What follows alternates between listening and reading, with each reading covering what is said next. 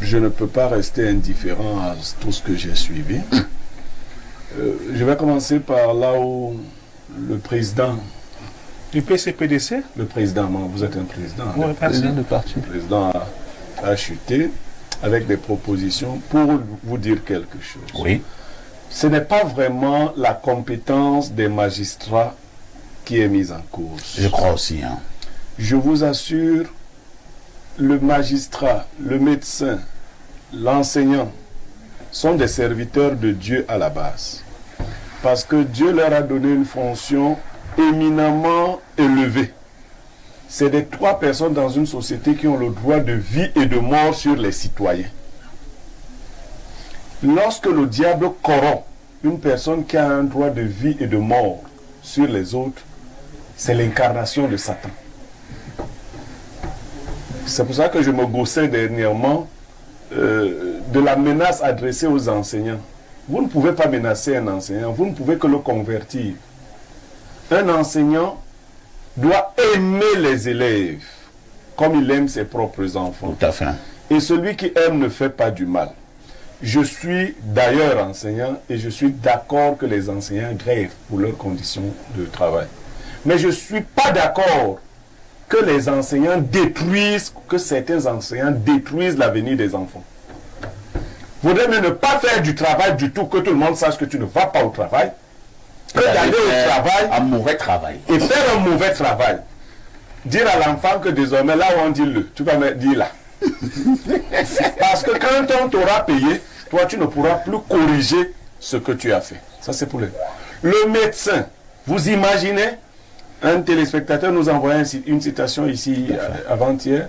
Un médecin mal formé est un criminel bien formé. Ouais. Le médecin a votre vie entre ses mains. Tout à fait. S'il est malveillant, s'il est malicieux, il vous tue. Qui que vous soyez, le magistrat décide de votre sort. Je dis donc aux magistrats, aux médecins, aux enseignants, mais comme on est sur les magistrats, sachez que ce n'est pas l'État seulement. C'est Dieu qui vous a choisi et qui vous a donné une lourde mission. C'est pour cela que dans votre profession, on parle de l'âme et de la conscience. Posez vos actes en toute âme et conscience. Tirez ce que vous appelez en droit l'intime conviction. Et sachez que même si vous êtes entre guillemets fort sur la terre, vous et votre progéniture êtes responsables de tous les actes que vous aurez posés.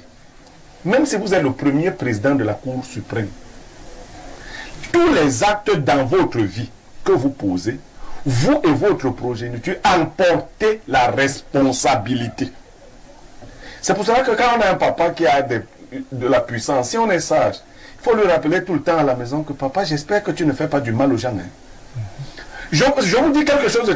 Papa, j'espère que tu ne fais pas du mal aux gens. Hein. Parce que vous, les enfants, vous pourrez payer. Vous allez payer. Vous voyez des familles, quand vous voyez Marlène et vous, tout devenez comme une folle. Voilà, elle parle n'importe comment. C'est le mal que son père a fait. Moi, je préfère le lui dire comme ça. Donc, elle peut peindre les autres. Mais qu'est-ce qu'était son père? Son père a enlevé un Camerounais au poste parce que le Camerounais avait dit que Joseph Ngoué est mort. Le Camerounais était un Bassa, il savait la différence entre Mbouy et Ngoué. Lui ne connaissait pas Joseph Ngoué à l'époque. Comme il y avait un autre ministre qui s'appelait Joseph Mbouy, il dit que le collaborateur a dit Joseph Mbouy. Le collaborateur dit mettons la bande. C'est simple. On suit. Si c'est Joseph Ngoué, parce que les deux avaient le même titre, ils étaient deux Bassa, deux professeurs agrégés, ainsi de suite. Donc c'est toi, mettons la bande. On a chassé ce monsieur qui faisait très bien, qui est aujourd'hui décédé aussi. On l'a envoyé, parce que quand tu allais à la CATV Yaoundé pour t'envoyer à Bafous avant l'époque, c'est quand tu avais chassé des médias, voilà les hommes des médias. Le père de Marlène et vous, tout faisant donc des choses comme ça, c'est pour ça que la tête de Marlène et vous, tout est mélangée. Donc, le mal que vous faites aux enfants des gens, votre progéniture va en assumer les conséquences. Vous pouvez même les former comme beaucoup de personnalités font là, vous faites que vos enfants deviennent sous-préfets, les ceci, ça. C'est zéro.